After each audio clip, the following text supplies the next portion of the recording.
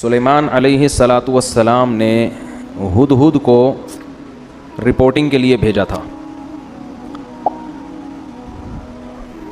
اس سے یہ بھی پتہ چلتا ہے کہ دنیا کی کوئی بھی حکومت ہو، فوج ہو، اس کو خفیہ ایجنسیوں کی بہرحال ضرورت پڑتی ہے جو رپورٹیں لا کے پیش کریں.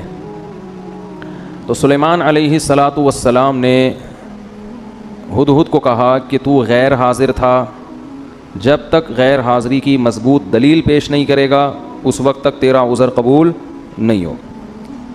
اور اس کو پرچہ پکڑا دیا کہ ملکہ سبا جس کے بارے میں تیرا یہ دعویٰ ہے کہ اس کی ایک بہت بڑی حکومت ہے اور بہت شاندار جاندار حکومت، اور وہ اللہ کو چھوڑ کر سورج کو سجدہ کرتے ہیں، تو میرا یہ خط ہے، یہ ملکہ سبا کو لے جا کے پکڑا دے اور دیکھتے ہیں وہاں سے جواب کیا آتا ہے. اسی سے اندازہ ہو جائے گا کہ یہ واقعی سچ کہہ رہا ہے یا جھوٹ.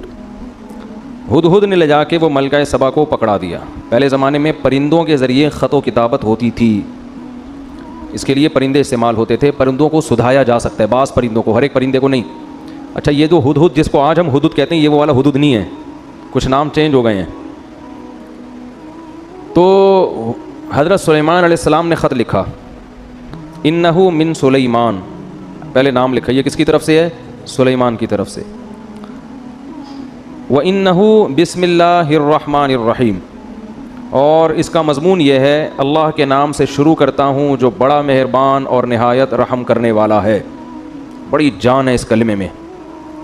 آج لوگ تحریر سے پہلے بسم اللہ نہیں لکھتے، یا تو 786 لکھ دیتے ہیں یا لکھتے ہی نہیں کہ کہیں پیپر گر گیا تو بے ادبی نہ ہو جائے. یہ وہمی ہونے کی علامت ہوتی ہے. اتنا زیادہ ادب تمیز، کیا آپ کوئی کام ہی چھوڑ دیں؟ پھر تو کہیں بھی نہیں لکھنا چاہیے، پھر تو قرآن میں بھی نہیں لکھنا چاہیے. کئی بعض دفعہ قرآن انسان کے ہاتھ سے غلطی سے گر جاتا ہے، اللہ تعالیٰ حفاظت میں رکھے. تو اتنا زیادہ نہیں مسلط کرنا چاہیے اپنے آپ کو، اپنے اوپر ان چیزوں کو. ادب ایک حد تک ہو تو ٹھیک ہے، اس سے آگے بڑھے گا تو ٹینشن کے علاوہ کچھ بھی حاصل نہیں ہوگا. آج کسی نے بتایا کہ میں واش روم میں جب پیشاب کر کے فارغ ہوتا ہوں کمبورڈ میں تو چھینٹیں پڑتی ہیں، تو اس میں پوری ڈیٹیل پیش کی تھی. پانی زیادہ ہو تو پیشاب کی مقدار کم ہو تو پھر چھینٹوں کا کیا حکم ہے، پانی کم ہو پیشاب زیادہ ہو پھر چھینٹوں کا کیا حکم ہے، چھینٹوں کی تعداد اتنی ہو تو کیا ہے، پوری رپورٹیں. میں نے بولا بھائی تو استنجا کر کے پتلی گلی سے نکل جائے گا، تھوڑا احتیاط کرو کہ چھینٹیں نہ پڑیں، باقی اتنا رپورٹ پیش کرنے کی ضرورت نہیں ہے. پتلی گلیاں کیوں بنائی جاتی ہیں بھائی؟ اس لیے تو بنائی جاتی ہیں، اگلے نے بھی انتظار کر رہا ہے، وہ باہر کھڑا ہوا، اس کی چھینٹوں کا، اس کا تو سب کچھ حساب کتاب جو ہے نا وہ اس کی پینٹ میں ہو جائے گا تمہاری چھینٹوں کے چکر میں. تو مسلط کر لیتے ہیں اپنے اوپر. تو بعض لوگ ادب تمیز کو مسلط کر لیتے ہیں بہت زیادہ. اب دیکھو اگلی صف میں لوگ قرآن پڑھتے ہیں، مسجد میں پچھلی صف میں قرآن ہی نہیں پڑھتے بیٹھ کے، اس لیے کہ وہ کہتے ہیں اگلے والے کی پیٹھ ہو رہی ہے. کچھ نہیں ہوتا بھائی، اگر ہو رہی ہے تو اب یہ تھوڑی کہ وضو خانے تک کوئی قرآن